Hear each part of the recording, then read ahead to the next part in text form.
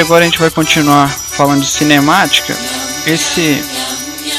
Essa música, o autor é o professor Pachecão e o nome da música é Cinemática. É bom para você relembrar alguns conceitos, lembrar fórmulas e revisar. Quem quiser procurar. Na hora do vestibular, você precisa saber que no movimento. Então vamos começar. MRU, Movimento Retilíneo Uniforme. Essa é uma parte bastante importante da cinemática que vai tratar exatamente disso, como o nome sugere, movimento retilíneo uniforme. Vocês lembram do Seu Zé, que apareceu no início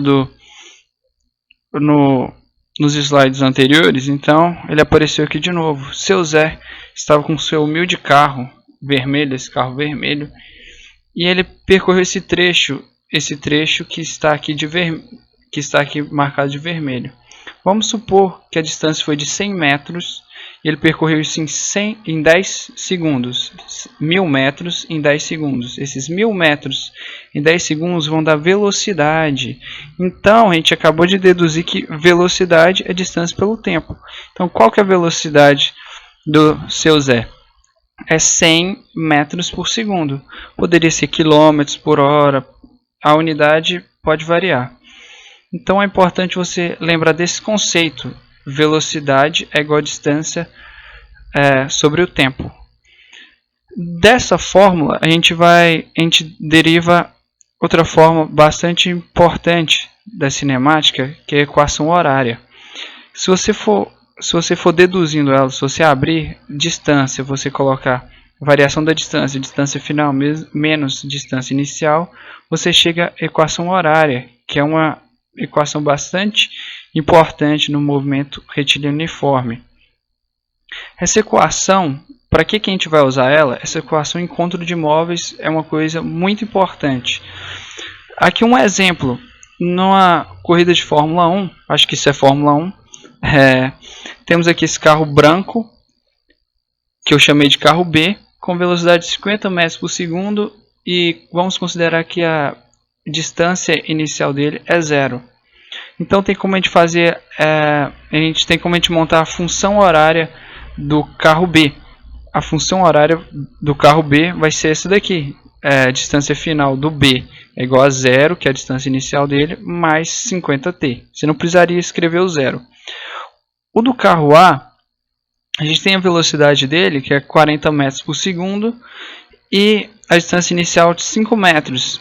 Aqui o referencial, eu estou considerando que o carro branco está no 0, e a partir dele eu estou contando as distâncias. Se eu fosse contar a distância do carro de trás, já seria um valor negativo, porque está contando a partir do branco como 0. Mas voltando aqui para o carro A, a velocidade dele, vamos supor que é 40 metros por segundo. A distância inicial dele é de 5 metros. Então a função horária do carro amarelo, ou carro A, é essa daqui. Distância final A é igual a 5 mais 40 vezes t. Então, se a gente igualar essas distâncias finais, a gente vai saber o momento que eles vão se encontrar. O encontro pode ser... Então, a gente vai conseguir encontrar isso. A gente vai conseguir o tempo, quanto tempo vai demorar para o B alcançar o A. E a gente consegue também prever com a função horária. O slide 2, a gente falava exatamente isso, que a cinemática serve para você prever o movimento de corpos. E também serve para a construção de gráficos. Então, essa equação horária é muito importante. Um gráfico que a gente consegue montar é esse daqui, da velocidade pelo tempo. Percebam que é uma linha reta, porque a velocidade vai ser sempre constante. Por isso uniforme, ela vai ser sempre uniforme.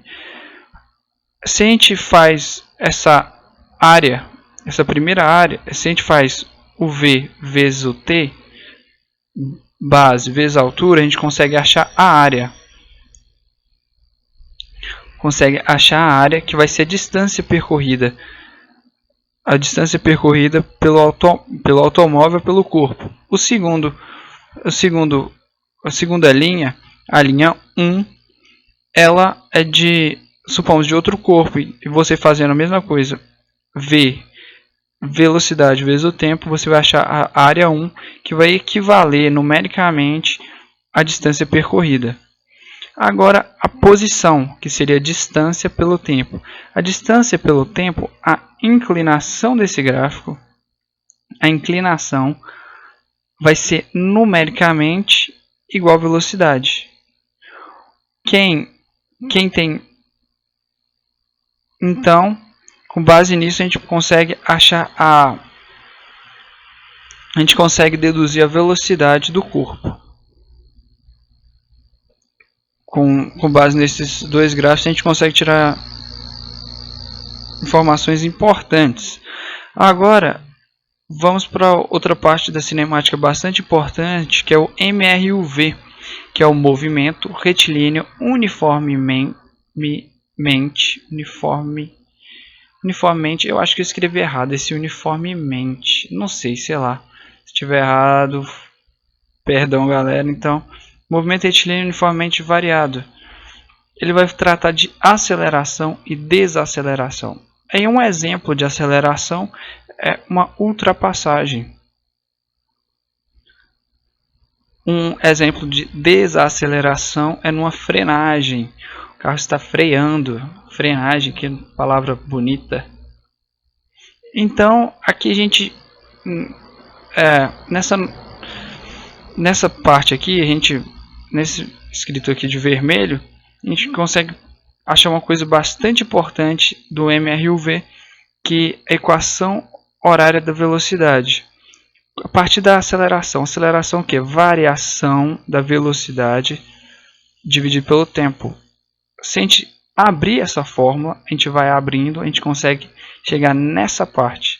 A gente passa o t que está aqui dividido multiplicando, passa o v inicial aqui que está negativo para lá, então fica aí. V final é igual v inicial mais at. Função horária do MRUV. A função horária do MRUV é isso que apareceu de preto, esse gigantesco equação, que também tem como ser deduzida, mas eu acreditei que não valia a pena a gente deduzir ela, porque demoraria muito tempo. Então você tem que lembrar que essa é a equação horária do MRUV. Eu sempre pergunto para que dessa equação horária. A gente pode fazer isso para deduzir o tempo que esse carro de trás branco vai encostar nesse preto. A gente pode fazer isso para deduzir o tempo de ultrapassagem. A gente pode fazer isso para deduzir o tempo que o Bolt demoraria, quantos segundos, milésimos de segundos ele demoraria para vencer a prova. E gráficos. O gráfico de V pelo T, a gente vai achar a tangente, e a tangente vai ser numericamente igual à aceleração. A tangente é numericamente igual à aceleração. Então, sempre que quando a gente falar de MRUV e o gráfico for V pelo velocidade pelo tempo, a inclinação desse gráfico vai ser numericamente igual à aceleração.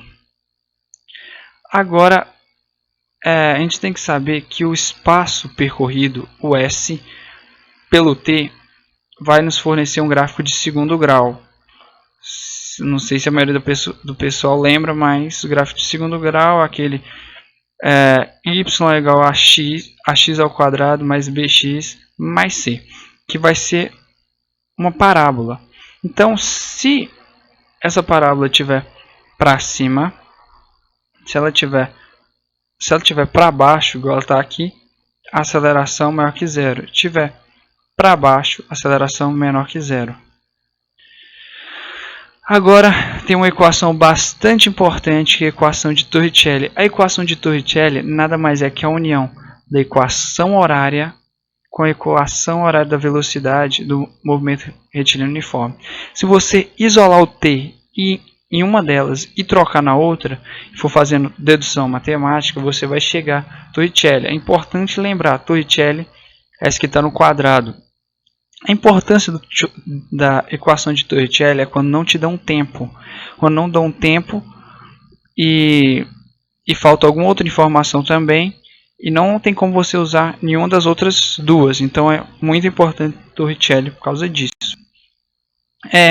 Agora, finalizando